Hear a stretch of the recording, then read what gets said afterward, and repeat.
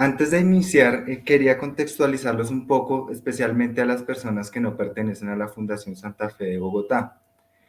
Y los quiero contextualizar diciéndoles que nuestra unidad de cuidado intensivo pediátrico, hace aproximadamente 2 años, está habilitada para atender paciente quemado. Entonces hemos venido atendiendo paciente quemado, pero de una manera integral. Dentro de ese manejo integral, el oxígeno hiperbárico es un concepto pues, que ya se maneja hace algunos años, pero nosotros dentro de este rango de 2 años empezamos a manejarlo. Y de ahí sale pues como la necesidad de conocer qué es el oxígeno hiperbárico, cómo se maneja este tipo de terapias, para así en realidad poder brindar un cuidado de calidad a nuestros pacientes. Entonces, eh, cuando estaba realizando esta presentación, uno siempre quiere arrancar una presentación buscando una frase célebre, buscando una frase que de pronto nos lleve a todos a una reflexión. Cuando estaba buscando una frase que pudiera servir para esta presentación, creo que no encontré ninguna que pudiera en realidad llevarnos a la reflexión, por lo cual decidí yo mismo realizar una. No soy filósofo, pero sí quería compartirles esta frase. Y dice así: cuando te mires al espejo, sonríe. Su reflejo te mostrará al niño valiente en el que te has convertido. Más allá de ser una frase de reflexión, es un mensaje a todos esos niños que se han quemado de una u otra manera, ya que son un ejemplo de resiliencia sobre todo, ya que su vida ha cambiado en cuestión de segundos. No solo su vida, sino todo un contexto familiar. Hemos tenido pacientes que de pronto en cuestión de segundos han perdido sus casas, han perdido sus manos, han perdido como todo su estilo de vida, y eso para mí los hace ser más valientes. El haber transformado toda su vida y haber llegado pues a ser otros niños nuevos como que los hace más valientes, los hace más resilientes. Entonces este es un mensaje también para todos esos niños que han consultado con nosotros y que nos han dejado marcados a cada uno de nosotros. Estos dibujos nos los regaló un paciente que fue quizás el primer paciente que tuvimos en cámara hiperbárica en la Fundación Santa Fe. Entonces se los quería compartir y dejarles ese mensaje de reflexión, y es que no sabemos en qué momento la vida nos puede cambiar. En cuestión de segundos podemos perder todo lo que queremos, y, y pues eso es lo que más nos hace reflexionar, de cómo un niño tan pequeño puede llegar a ser tan valiente. Entonces, pues para dar inicio quiero mostrarles pues los temas que vamos a manejar el día de hoy en esta presentación, y vamos a arrancar con la definición de qué es el oxígeno hiperbárico. Eh, Vamos a hablar de la medicina hiperbárica, y para entender la medicina hiperbárica hay que irnos al punto. Entonces, por eso también quiero mencionar las bases físicas eh, de la terapia, la actividad celular y cómo a nivel micro ese oxígeno me va a favorecer todas esas indicaciones que tiene una cámara hiperbárica. A su vez, la angiogénesis y la cicatrización, cómo un oxígeno hiperbárico me va a contribuir en un paciente quemado. Sabemos que la cámara hiperbárica, o como tal la terapia de oxigenación hiperbárica, tiene muchas indicaciones. Tiene actualmente 14 indicaciones, pero esta presentación la vamos a enfocar en el paciente quemado y en el paciente quemado pediátrico. Entonces, cómo la angiogénesis nos contribuye en la cicatrización de estas heridas. También les voy a mostrar la cámara hiperbárica que tenemos en la Fundación Santa Fe de Bogotá, cómo se hace la terapia de oxigenación hiperbárica a cargo del personal de enfermería, y cuáles son esos cuidados para poder brindar en realidad una terapia óptima que en realidad ayude a estos niños para la cicatrización y pues para una menor estancia en la unidad de cuidado intensivo. Entonces, la definición de una terapia de oxigenación hiperbárica sale de una organización norteamericana que se llama Undersick Hyperbaric Medical Society, que es la que regula cómo es el manejo de todas las cámaras hiperbáricas, cómo es la terapia de oxigenación hiperbárica y cuáles son esas indicaciones para poder brindar pues una terapia segura. Entonces, esta organización regula toda la parte de Estados Unidos de cómo se manejan estas cámaras hiperbáricas y a su vez nos define qué es la oxigenación hiperbárica. Entonces, nos da su definición a partir de dos conceptos. El primero es que vamos a respirar concentraciones de oxígeno que van a estar al 100%. Es decir, vamos a llegar a una concentración de una FiO2 del 100%, acompañada de una presión superior a la atmosférica. ¿Cómo puedo garantizar entregar una FiO2 del 100% con una presión superior a la atmosférica? Gracias a una cámara presurizada. Una cámara presurizada quiere decir que me va a aumentar, en este caso, la presión atmosférica y sobre todo me la va a mantener. Va a permitir que no se escape el oxígeno ni que tampoco se reduzca o haya una variación entre presiones que pueden generar algún tipo de consecuencias. Entonces, cuando hablamos de que tenemos una presión superior a la atmosférica, tenemos que conocer cuál es la presión que nosotros tenemos. Para nosotros definir el concepto de una presión atmosférica, hay muchos aspectos relacionados hacia la gravedad.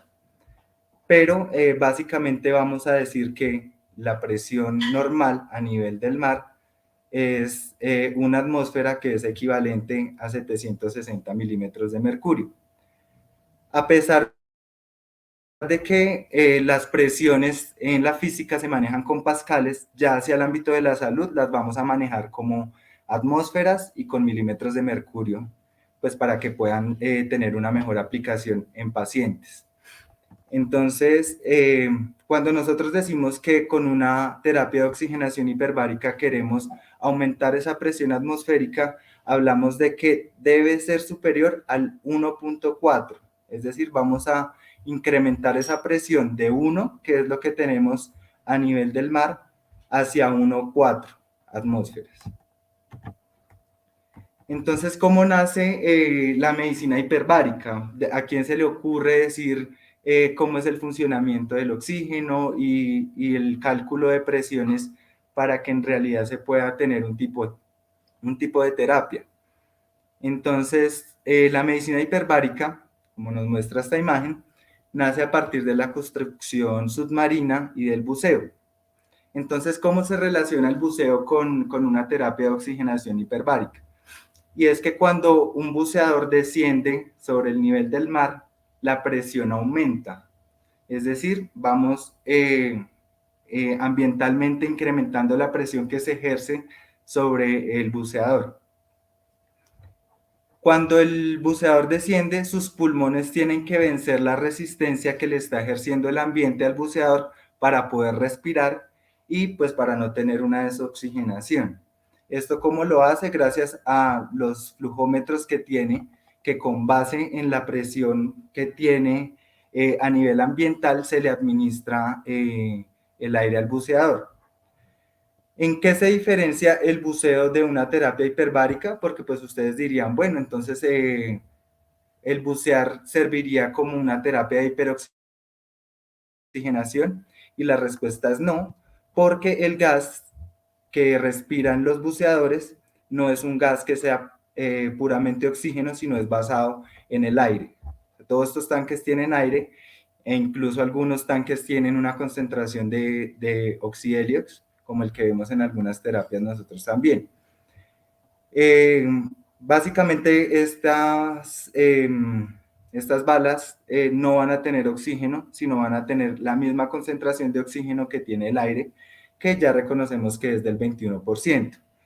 Y también tenemos una concentración importante de nitrógeno, que equivale más o menos al 78-79%, que es lo que le impide al buceador llegar hasta una cierta profundidad, pues porque el nitrógeno se puede llegar a volver tóxico.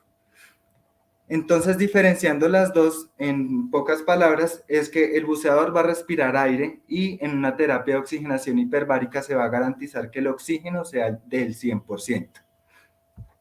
Ya yéndonos un poco hacia la historia de la medicina hiperbárica, tenemos datos de que en 1662 el doctor Henshaw, un británico, creó la primera cámara hiperbárica, lo que hoy se conoce como la primera cámara hiperbárica, y la denominó domicilium. Él la creó con la intención de ver cómo funcionaba el cuerpo sano frente al aumento o a la disminución de las presiones. Entonces él creó una cámara que además de ser hiperbárica, era hipobárica. Entonces, él dijo, bueno, vamos a ver cómo administrando oxígeno a presiones altas a un paciente sano, cómo me va a contribuir en la parte respiratoria, en que de pronto mejoren las infecciones respiratorias o que también me pueda contribuir en la eliminación de secreciones. Entonces lo hizo con esta intención, pudo darse cuenta que el hiperbarismo funcionaba más en todas las terapias encaminadas a mejorar la parte respiratoria. Entonces, posterior a esta fecha, se empezaron a remodelar estas cámaras hiperbáricas, haciéndolas más seguras y aplicando ya todos los conceptos físicos que se los voy a presentar más adelante. Entonces, para entender una cámara hiperbárica y pues no solo quedarnos con que estamos llevando a un paciente a que lo oxigenen a un aumento de presión, tenemos que saber qué pasa en los tejidos y por qué es importante una terapia de oxigenación hiperbárica en un paciente que está quemado, un paciente que perdió su integridad tisular. Entonces, dentro de las bases físicas vamos a ver tres leyes que logran justificar cuál es el funcionamiento de una cámara hiperbárica. Entonces, en primera medida tenemos la ley de Henry, que esta ley nos dice que la cantidad de gas disuelto en un líquido es proporcional a la presión que se le vaya a ejercer y también al coeficiente de solubilidad. El coeficiente de solubilidad, en este caso del oxígeno, tenemos que es de 0.024 mililitros de plasma sobre atmósferas. Entonces, como podemos ver en la imagen, tenemos un líquido con una concentración de un gas. Cuando nosotros le hacemos mayor presión a esta mezcla, generamos que en el líquido se nos disuelva mayor parte de gases. Entonces hasta ahí estamos. Pero entonces nosotros nos decimos, bueno, ¿cómo una concentración de gas y cómo funciona en el cuerpo? ¿Y por qué nos puede servir para un paciente que perdió su integridad tisular, un paciente que se quemó por distintos agentes causales? Entonces nosotros cuando estamos viendo toda la parte ya enfocada hacia el cuerpo, decimos que el transporte del oxígeno se da a partir de la hemoglobina. Sabemos que la hemoglobina es una proteína que gracias al grupo hemo se van a adherir todas las partículas de oxígeno, todos los iones de oxígeno se van a unir, que es cuando hablamos de saturación y cómo esa saturación me va a nutrir todos los tejidos. Pero entonces pasa algo, cuando un paciente se quema, tenemos una carencia en la microcirculación, es decir, vamos a tener un tejido que ya no tiene irrigación sanguínea. Entonces, en este caso, ya la hemoglobina no puede llegar porque es un cuerpo sólido, no tiene un canal para poder transportarse y llegar a los tejidos. Entonces, ¿qué pasa? Hay una hipoxia, hay necrosis, hay alteración en la cicatrización. En el caso del paciente quemado, eh, tiene una dificultad para que se adhieran los injertos, para que haya pues un menor riesgo de necrosis. Entonces, esto es lo que pasa. Si le aplicamos la ley de Henry para entender la terapia de oxigenación hiperbárica, nos quiere decir que vamos a disolver un gas, que en este caso es el oxígeno, en un líquido. Este líquido nos hace referencia al plasma. Y es que cuando yo garantizo ese aumento en la presión, estoy favoreciendo que la mayor cantidad posible de oxígeno se me vaya a disolver en el plasma, que no es el canal habitual para transportar el oxígeno, pero sí es un canal que nos coayuda a ese transporte de oxígeno. Entonces, estamos también en el vaso sanguíneo, pero ustedes dirían, se perdió la microcirculación, entonces, ¿cómo se va a hacer? La presión que me genera la cámara hiperbárica también a su vez me va a generar una extravasación. Como está estamos hablando de plasma, el plasma sí tiene la capacidad de extravasarse hacia tejidos que no tienen microcirculación, ya sea porque se ha perdido o por alguna condición pues en particular. Entonces, en este caso, la ley de Henry nos va a soportar que el plasma va a estar saturado de oxígeno y a su vez este plasma se va a extravasar a muchos de los tejidos que perdieron esa microcirculación. Entonces, gracias a este fenómeno es que logramos oxigenar tejidos que perdieron su vasculatura, que perdieron la microcirculación y que tienen un riesgo alto de hipoxia, necrosis y una cronificación en la cicatrización. Otras bases físicas que encontramos que nos llegan a soportar cómo es la terapia de oxigenación hiperbárica, encontramos la ley de Boyle y Marriott, los cuales proponen que a una temperatura estable, la presión que se ejerce es inversamente proporcional al volumen.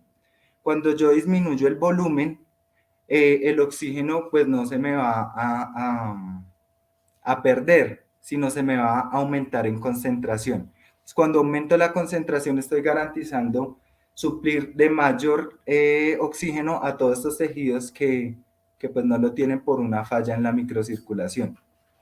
Adicionalmente, esta ley también nos habla y nos puede llegar a entender el funcionamiento del mismo cuerpo, y es que nuestro mismo cuerpo también tiene la capacidad de regular ciertos tipos de presiones, como por ejemplo hablando del oído medio, donde la trompa de Eustaquio es capaz de regular este tipo de presiones con una temperatura estable, y es lo que podemos ver cuando nosotros nos encontramos de pronto viajando. Empezamos a disminuir la presión o aumentar la presión y nuestro oído responde regulando ese tipo de presión.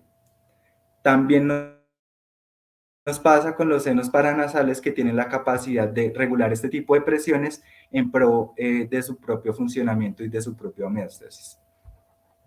Por último, la ley de Fick nos habla más hacia la parte del consumo de oxígeno. ¿Cómo es el consumo tisular de oxígeno? Que se ve dado por la diferencia del oxígeno que ingresa versus pues, el oxígeno que se retira con base en el intercambio gaseoso. Entonces, con base en estas tres leyes podemos justificar cómo es la oxigenación de esos tejidos. Pero también tenemos que irnos un poco más hacia nivel micro para poder entender un poco más de ese funcionamiento. Entonces, ustedes también se preguntarían, si la terapia de oxigenación hiperbárica tiene todos estos beneficios, entonces yo voy a garantizar una presión muy alta para que yo logre lo que quiero lograr. Pero también tenemos que tener en cuenta que como seres humanos, pues no podemos tener o desfasarnos en una presión atmosférica. Entonces tenemos que volviendo pues al ejemplo del buceador, cuando el buceador desciende, tiene un límite en el que puede resistir la presión atmosférica, en el que su cuerpo va a tolerarla. Y hablamos de que un buceador que en condiciones normales decide hacer este tipo de actividad puede descender máximo 10 metros de agua de mar, que esto equivale a 2 atmósferas. Entonces, dentro de este rango, que lo podríamos hacer ya más hacia nivel recreativo, sabemos que nuestro cuerpo puede resistir 2 atmósferas. Sin embargo, hay muchos tipos de estudios que nos mencionan, bueno, a qué presión garantizo que haya mayor proliferación celular, a qué presión garantizo que haya una mayor angiogénesis. Hay un estudio que nos presentaron hace algunos días en una charla de la cámara hiperbárica, entendiendo todos estos principios fisiológicos, nos mencionan un estudio que se realiza en 2009 de Milovanova, que nos dice que en este caso la línea punteada azul clara es la que mayor producción de células endoteliales me está generando. Si entramos a revisar la tabla, esta mayor producción de células se midió con una presión de 2 atmósferas. Es decir, nosotros cuando iniciamos dijimos que la terapia de oxigenación hiperbárica debe arrancar desde 1.4 atmósferas. y aquí nos justifica que una terapia para que sea óptima debe alcanzar por lo menos las 2 atmósferas, que es lo que se maneja en la Fundación Santa Fe. Cuando un paciente llega a que se le realice una terapia de oxigenación hiperbárica, se busca la tolerancia aumentando presiones progresivamente de un día para otro. Entonces se arranca con una presión de 1.4 atmósferas y diariamente se va incrementando. Pues ya lo vamos a ver más adelante. Ya hacia nivel micro, hablamos de la actividad celular. Entonces, nosotros conocemos pues que la actividad celular y en este caso el organelo responsable de todo el consumo de oxígeno o por lo menos del 80% del oxígeno celular se va a ir hacia la mitocondria. La mitocondria tiene la función de transformar ese oxígeno en energía a partir del ciclo de Krebs que se nos da en la membrana interna de esta mitocondria. Entonces la mitocondria juega un papel sumamente importante hacia la actividad celular. Si yo estoy dejando un tejido que no lo estoy oxigenando, pues la célula va a empezar a sufrir y la mitocondria no va a tener capacidad ni va a tener insumos para poder trabajar y poder llegar a todas las funciones que me van a llevar a una replicación celular, que me van a llevar a una homeostasis que me garantice la cicatrización. Entonces, cuando el oxígeno entra pues en grandes cantidades hacia la mitocondria, en su membrana interna, vamos a hacer nuevamente el ciclo de Krebs, que gracias a toda la fosforilación oxidativa que se realiza en el ciclo de Krebs, me va a dar por lo menos 24 moléculas de adenosintrifosfato. Esa va a ser el combustible que me va a permitir que yo haga replicaciones, que haga toda la parte de la división celular y que pueda favorecer la angiogénesis y la cicatrización en este orden de ideas. Adicionalmente, la mitocondria tiene muchas funciones especiales a partir del oxígeno. Nos puede regular la homeostasis de las células madre cuando hablamos de que queremos fibroblastos, de que queremos queratinocitos, de que queremos células de defensa, porque saben ustedes que inicialmente tenemos una quemadura eh, por una activación de polimorfonucleares, llegan todas esas células de defensa a combatir la infección, a retirar detritos. Entonces, cuando la mitocondria tiene el oxígeno que debería tener o incluso más del oxígeno que debería tener, hay una reactivación mitocondrial. Entonces, se hace pues una buena homeostasis de todas estas células madres que nos van a conllevar a una adecuada cicatrización.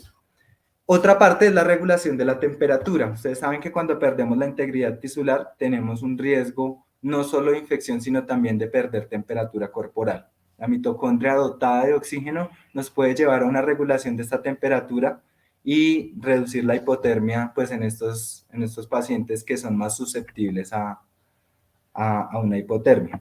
La producción de ATP, como les dije, gracias al ciclo de Krebs que se nos da en la mitocondria, podemos tener el combustible para todas las funciones celulares.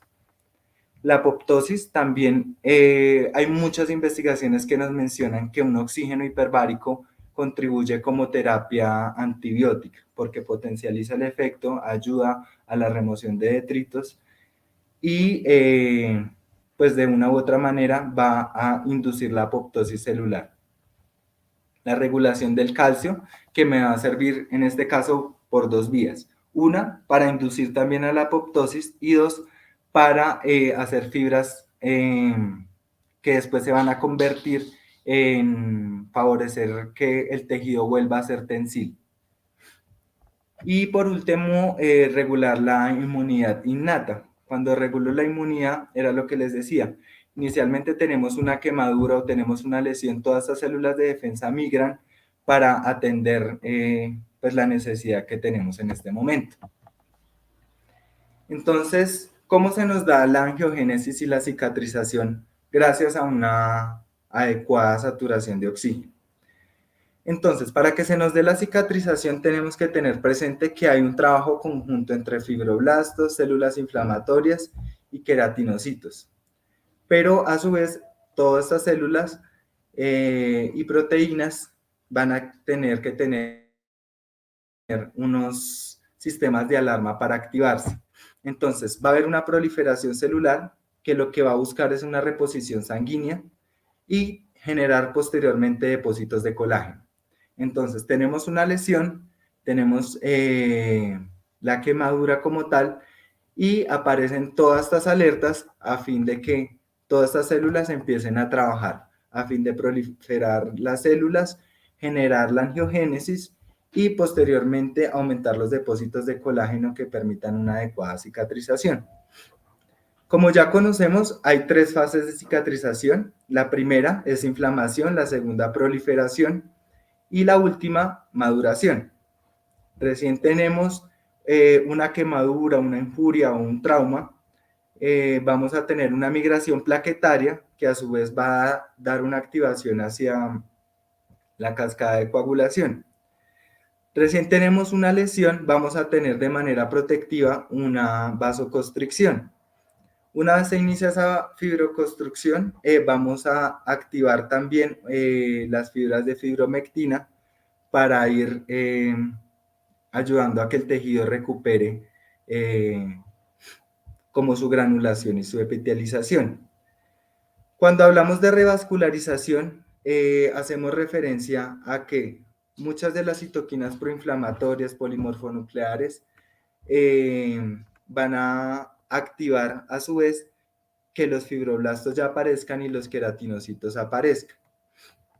Ya se hablan de que en estas fases de inflamación y proliferación ya tenemos una vasodilatación. Y por último, llegamos a la fase de maduración, en la cual siguen produciéndose queratinocitos. El colágeno 3 se transforma en colágeno 1, que me va a garantizar una fuerza tensil y me va a permitir que los vasos vuelvan nuevamente a tener su irrigación normal y que lleguen pues a los tejidos que tienen que llegar. Pero entonces ustedes dirían, bueno, ¿y el oxígeno qué papel juega? Entonces, en los tejidos, el oxígeno no se logra almacenar. El oxígeno que está en los tejidos únicamente se utiliza y se acaba. Entonces hay que ver muchos factores relacionados con el intercambio gaseoso, el gasto cardíaco, la perfusión tisular, la densidad capilar, el oxígeno arterial y el consumo pues, tisular de oxígeno basado pues, en todo lo que hemos visto anteriormente.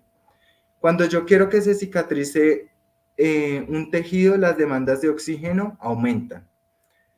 En este orden de ideas, los tejidos que son poco oxigenados no van a llegar a la reparación tisular o incluso se van a demorar demasiado en esto. Entonces, tenemos un tejido vascularizado que posterior a una quemadura va a perder toda la irrigación que me le va a garantizar oxígeno.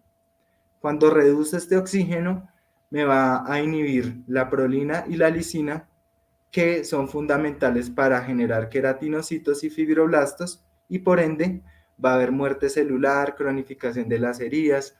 Todos estos factores de crecimiento vascular endotelial se van a ver afectados y también el factor de necrosis tumoral se va a ver afectado. Entonces son tejidos o heridas como tal que vemos que tienen tejido necrótico, nunca se vascularizan, por más de que de pronto se les hace algún tipo de abrasión, van a estar pues con un mal manejo. Entonces, he aquí la importancia de ese oxígeno. El oxígeno nos ayuda, pues, como les mencionaba, gracias a la energía que nos da para el ciclo de Krebs, para una adecuada división celular, para la síntesis de las proteínas, para generar fibroblastos y queratinocitos, me ayuda potencialmente a que se me active el factor de crecimiento endotelial, que es el que va a dar lugar a un nuevo vaso que se perdió y que va a crecer nuevamente en un tejido. Y la acción fagocítica, que es muy importante y que potencializa el efecto de pronto en los pacientes que tienen antibióticos y dado que perdieron pues su integridad tisular, son más susceptibles a todo tipo de infecciones invasoras. Entonces, esta es la cámara hiperbárica que tenemos en la Fundación Santa Fe de Bogotá. es de la marca Leander Life. Esta cámara inicialmente fue utilizada en la fundación para paciente adulto. Como les mencionaba, nosotros hace aproximadamente 2 años estamos atendiendo paciente pediátrico quemado y hasta hace relativamente poco tuvimos que usar esta cámara hiperbárica en unos casos especiales, en unos niños que tenían quemaduras, grandes quemaduras, eran gran quemados, y ya se veían totalmente beneficiados de este tipo de terapias.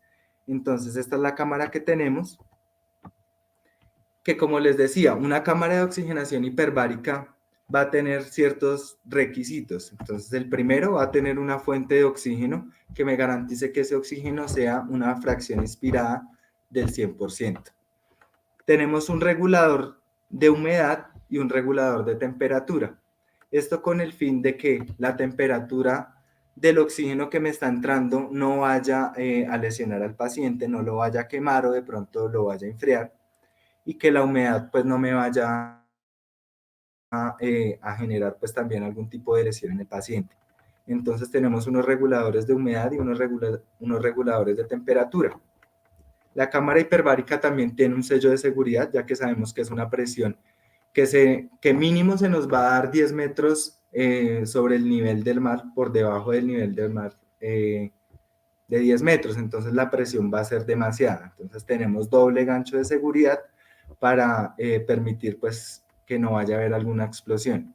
Se han documentado explosiones, pero afortunadamente gracias a como a todas esas indicaciones que les mencionaba que nos da Undersig Hyperbaric Society, nos garantiza que las terapias sean seguras y se disminuyan los riesgos, tanto así que no hemos tenido ninguna complicación ni con paciente pediátrico ni con paciente adulto en la fundación. Estas son otras partes que tiene la cámara hiperbárica. Tenemos una tabla de conversión de presiones atmosféricas a manométricas. Manejamos o se nos indica como tal una terapia basada en atmósferas, pero la cámara funciona en presiones manométricas. Entonces, tenemos un paciente que le indican una terapia hiperbárica 1.4, entonces tenemos su unidad de conversión para poder programar la cámara hiperbárica. Entonces, una vez ingresa el paciente a la cámara hiperbárica, que ya les voy a contar un poco de los cuidados de enfermería, cómo se realiza, se inicia pues todo un flujo de pasos pues para que la terapia sea segura.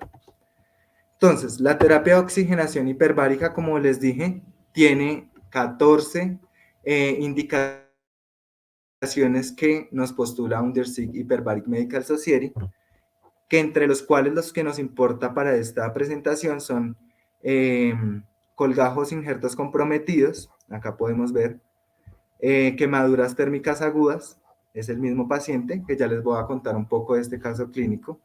Entonces, para estas indicaciones son óptimas y en realidad debería hacerse para cualquier tipo de quemaduras, independientemente en el lugar que sea, porque ya sabemos que es un tejido que perdió su vasculatura y es necesario suplir el aporte de oxígeno para una adecuada cicatrización. ¿Qué complicaciones tenemos? Casi todas son generadas a barotrauma. El oído medio, como yo les mencionaba, la trompa de Eustaquio se encarga de regular las presiones, pero hay casos particulares en los que el canal del oído medio es muy pequeño y no logra regular esas presiones y pueden haber lesiones timpánicas. Los senos paranasales, especialmente si hay algún tipo de congestión, nos puede llevar a cefalea. Los pulmones, que es una contraindicación en pacientes con asma, derivado del atrapamiento de aire. Cuando un paciente tiene asma puede contribuir al atrapamiento del aire que me va a llevar a un neumotoras a tensión. Otro menos documentado es el error refractario miópico transitorio, que posterior a una semana, 2 semanas, el paciente vuelve a recuperar su visión que tenía antes de la terapia hiperbárica. Y la toxicidad en el sistema nervioso central, que no es asociado al barotrauma, sino a las altas concentraciones de oxígeno. Se han documentado casos con alteraciones visuales, alteraciones auditivas y convulsiones. Bueno, entonces la terapia de oxigenación hiperbárica, en primera medida, debe ser indicada por un médico hiperbarista, que habitualmente son cirujanos plásticos. Entonces ellos, con base en el tipo de heridas, van a decidir cuántas sesiones se deben realizar en un paciente y cuántos ciclos se van a realizar. Entonces, un ciclo se compone de 10 sesiones, que corresponde de 1 al día. Sin embargo, en algunos casos no se logran completar las sesiones debido a la tolerancia, pues, que tenga el paciente a la cámara hiperbárica. Entonces hay pacientes que pueden referir dolor, pacientes que pueden referir claustrofobia, o incluso en el caso contrario hay pacientes que han sido sometidos hasta 60 sesiones de cámaras hiperbáricas, especialmente en pacientes crónicos, que también se utiliza para el pie diabético y para las úlceras varicosas. ¿Cuánto tiempo? Se deja un tiempo de 60 minutos a una presión de 1.4 a 2 atmósferas, que es el rango de seguridad. De pronto podíamos ver en la tabla que les mencioné de acuerdo a la proliferación celular. Sin embargo, queríamos mantener ese rango, y ese es el rango que se maneja en la Fundación Santa Fe. Entonces, como preparación para el paciente, se tiene que tomar una glucometría para evitar que el paciente, pues, esté por una hipoglicemia, y la concentración de oxígeno y todo vaya a contribuir que no tolere la terapia, o que pues tenga alguna complicación adicional. Una monitorización: se deben tomar signos vitales antes del ingreso a la cámara hiperbárica. Otro aspecto a tener en cuenta son todos los drenes. En estos casos de paciente quemado, tenemos muchos pacientes que tienen bags, y cuando ellos van, estos bags tienen que ser retirados gracias a unas extensiones que tienen, dado que a las cámaras hiperbáricas no se puede entrar ningún artefacto metálico.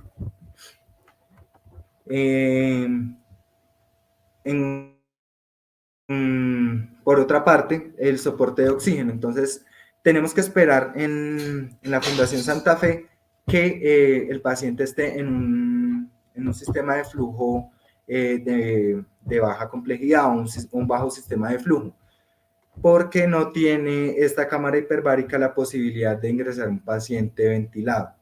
Entonces, se le retira la cánula nasal, sabiendo que le vamos a entregar un oxígeno del 100%. O sea, no es necesario que adicionalmente tenga su cánula nasal o su máscara, no es necesario. Los accesos venosos: tenemos que procurar que cuando el paciente va para su procedimiento, pues no tenga ningún tipo de inotropía o soporte vasoactivo, dado que se tiene que suspender la terapia. El cierre de la cámara hiperbárica, que tiene que garantizarse que la presión no se escape. Posterior a esto, se hace un barrido eliminando, ya cuando el paciente está adentro, se hace un barrido de todo el oxígeno que estaba ya adentro, o del aire que estaba adentro de la cámara hiperbárica. Una vez se hace ese barrido, se regula la presión del tratamiento, y cuando la presión de la cámara iguale a la presión del tratamiento, ya se puede activar la recirculación. En realidad la terapia no tiene mucha complicación como tal, pero sin embargo sí requiere de muchos tipos de cuidado. Como les decía, la nutrición, evitar que el paciente consuma medicamentos o que consuma alimentos productores de gas, que el paciente evacúe antes de entrar a la cámara hiperbárica, porque hay casos no solo de paciente pediátrico, sino de paciente adulto que se han orinado en la cámara hiperbárica. Entonces, pues garantizar que ellos puedan ir antes. Los tubos y drenaje, como les mencionaba, no puede ingresar ninguna bomba a la cámara hiperbárica. Se deben administrar tratamientos farmacológicos. Si el paciente tiene algún tratamiento para la ansiedad, se le debe ser administrado. La temperatura, que el paciente no tenga fiebre. El soporte de oxígeno y ventilatorio, como lo mencionábamos, esperar a que el paciente tenga un soporte de bajo flujo. La seguridad del paciente, dado por la ropa, los apósitos que tiene. Solo debe ingresar con la ropa, y debe ser, en este caso, la bata, que no nos va a dar producción de chispa, para que de pronto vaya a haber un incendio dentro de la cámara hiperbárica. Y continuidad en la terapia. Entonces, Son habitualmente 10 sesiones, es una sesión con 10 terapias, entonces garantizar que el paciente vaya a sus 10 sesiones, de que logre sus 10 sesiones. Este es un caso clínico que les voy a presentar para finalizar. Una paciente que ingresó, que duró hospitalizada aproximadamente un mes en la unidad de cuidados intensivos, que tuvo una quemadura de segundo grado, superficial y profunda, que fue generada por llamas. Entonces encontramos que tenía esta quemadura en cuello, hombros y tórax y parte del abdomen. Entonces, con esta paciente, como pueden evidenciar, habían zonas en las cuales estaba disminuida la irrigación. Era muy difícil que sus tejidos pues se recuperaran por sí solos y a su vez, posterior a la colocación de injertos, se podían llegar a perder. Gracias a las sesiones de oxigenación hiperbárica se logra una adecuada fijación de los injertos, una vasculatura y un cierre de la piel. Aproximadamente, como les dije, duró un mes y este fue el resultado. Desde el momento que llegó con la pérdida pues, de la,